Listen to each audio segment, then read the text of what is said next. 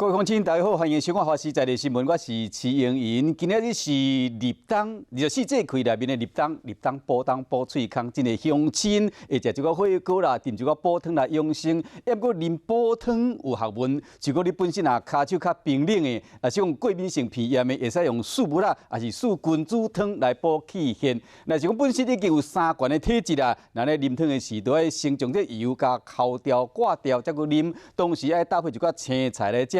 安尼较袂避免讲伤过素，即个身体健康才袂愈补愈有问题。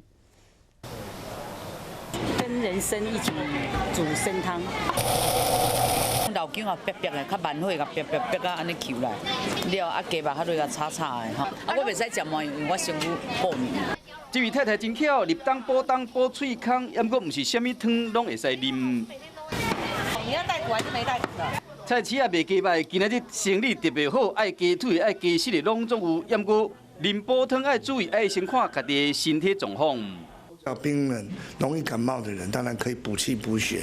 那如果是气血不足、容易头晕的，那我们最好就是可以吃像四物汤、四君子汤，我们所谓的八珍汤。你有三高体质的人，你进补要特别小心。第一个，你可能要考虑先去油，再喝补汤。第二个呢，多放一点菇类跟青菜。本身老痛风的啉汤更加要注意，补汤唔通啉伤济。若是讲食肉佮啉酒兼啉补汤，时到痛风行起来，恐惊会袂行。